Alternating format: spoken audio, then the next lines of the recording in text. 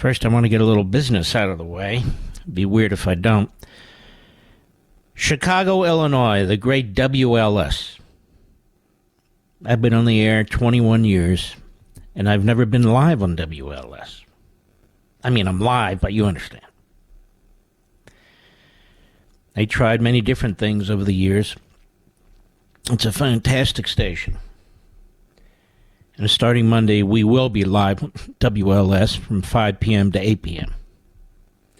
And I want to thank the management on that station for doing what they've done. Old management on that station, they wouldn't budge. I wasn't lobbying. I never said a thing. But it's going to be fantastic. The nation's third largest city and metropolitan area.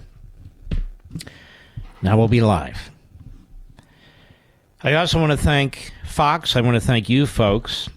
We're expanding Life, Liberty, and Levin. We'll continue to run our show on Sunday just as is, and we're going to do a second one now on Saturdays. A fresh show, brand new show, so that's two different shows. I'm going to try and use the same or similar format. So it's what you've gotten used to, just more of it. And this is only possible because of you. I don't lobby for these positions. I didn't ask WLS, but I'm thankful they did it. I didn't ask Fox for the Sunday show. They came to me. I'm thankful they did it. I didn't ask for the Saturday show. I'm thankful they did it. They have a fantastic lineup on Saturday and Sunday and throughout the week. I don't try and muscle my way in. I don't backstab anybody. I just do my thing. I'm not positioning myself. I'm too old for that. I've got too many accomplishments. I don't have to position myself. And there will be a day when I leave these airways, when I leave television, when I leave digital TV, and I stop writing books. Hopefully by choice. My choice. Hopefully not God's, but you never know. In the end, he does make the final decision. I'm deeply blessed. I know this. I'm deeply blessed by you folks. It's always been my belief that if you can bring intelligent discussion to the airwaves, whether it's radio or TV and now, of course, digital, then people will want to listen. They'll want to engage. They'll quote us. I'll quote them. But Mark, you have this sometimes, you can be a little gruff. Well, that's my personality. That has nothing to do with the substance. And my personality, a lot of people find intriguing, compelling, entertaining, funny. That's the nature of being a public figure. I don't even view myself as a public figure. Honest to God, you can ask any family member. I remember that speech that George C. Scott gave in the Patton movie in 1970. I've only watched that movie probably 50 times, my favorite movie. And at the end of the speech, which is the beginning of the movie, matter of fact, I might watch it this weekend. I've just talked myself into it. He says 3 words that have never left me. 13 years old when I watched this. Never left me. Glory is fleeting. Glory is fleeting. It certainly is. Well, my day comes by choice or by demand from the good Lord himself. Oh, I'll be a fleeting memory. For most people, it's just the truth. There is one great old-time radio host many decades ago. He said, 500 years from now, most of us didn't exist. Well, what did he mean by that? He meant the people closest to you are the people you touch the most. It could be family, could be friends, could be a large audience of people like you. But 500 years from now, nobody's going to remember. even family. Most of us don't remember family from 500 years ago. We can't even track it back. Amazing. There's probably 1,000 human beings who lived, give or take, who are remembered. Most of them are genocidal murderers. But also, people who've written ideas, have had profound views, exceptional statesmen, they're remembered. But there's billions and billions of us who won't be remembered. So I say this to tell you that my ego is in check. My ego has always been in check. It doesn't mean I am not passionate about what I believe. I am passionate about what I believe. One friend once wrote that, I think what she said was a passionate intellectual. So we stole that line and we used it in an intro. But I think that's pretty much right. When I did my first show on Fox, and I want to thank them again, Suzanne Scott, B. Cooper, Megan, Tara, David, the whole crowd, Josh, I don't know who else to thank, everybody. But mostly you in the audience, because none of it would matter. Quite honestly, you know, how many times has I said, if you don't watch, I'm not going to keep doing it. But I didn't lobby for that, and I didn't lobby for this. I did my first show with the great Walter Williams. That's who I wanted to talk to. I got to know him a little bit. He got to know me. We really hit it off. He was a chain smoker. He lived his life the way he wanted to live it. His best friends with the great Thomas Sowell, Dr. Sowell. Both of them started out as Marxists. Both of them ended as libertarians.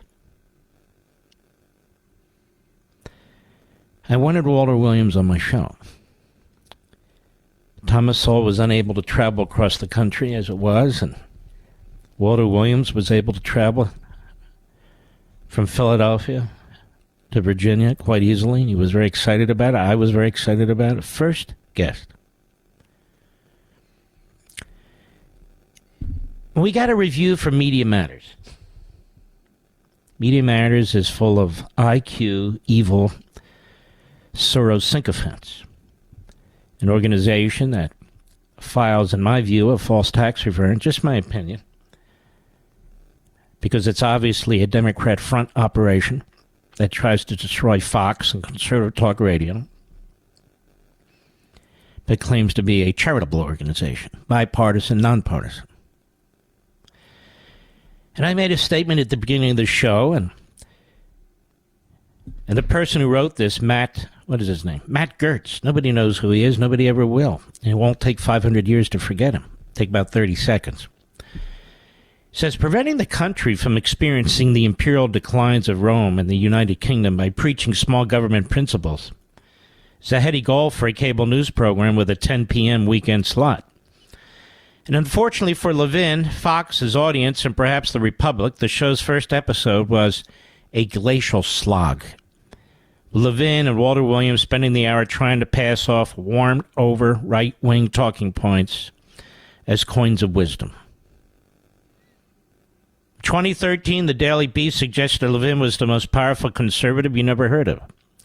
He helped provide the intellectual architecture for the Tea Party movement with racially charged commentary stressing the purported radicalism of the Democrat Party and the need to return to the small government roots of the nation's founding. In his first episode, Levin largely focused on well-trod territory. There was a constitutional convention shout-out for the Levin heads who might be tuning in, while those less familiar with his personal war would watch him and Williams. They never disagreed during their interview. Actually, we did. Williams was not a big fan of the Convention of States.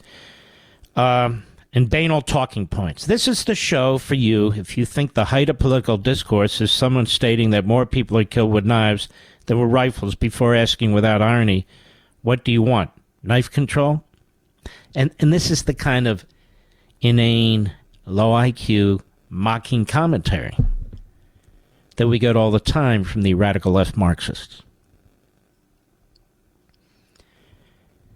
Life, Liberty, and Levin on Sunday, thanks to you, is the highest rated every week prime time Sunday evening show on cable news. We beat CNN and MSNBC combined. We tend to beat one of them by 3 times the number, the other one by 2 times the number. I just can't remember.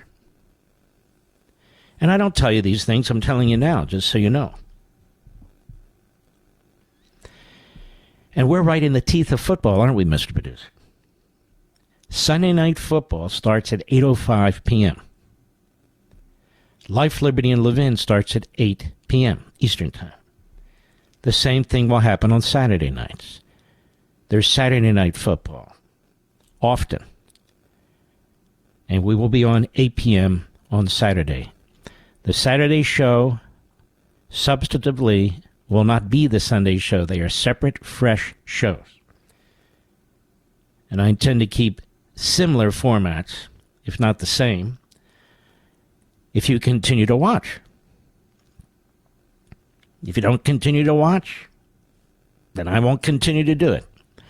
You got people who do shows 5 days or nights a week on Fox. I'll be doing 2. That's all I want to do. In fact, I was perfectly happy with 1. But I always view these platforms as an opportunity to advance the cause. And what is the cause? Our survival is the cause. Our survival as a free people. As free individuals who get to make choices about whether we want to be successful or not. And so, I want to thank you for watching. I want to thank you for listening to this show. Because during baseball season, in almost every major city in the nation, the time of this program is right up against baseball.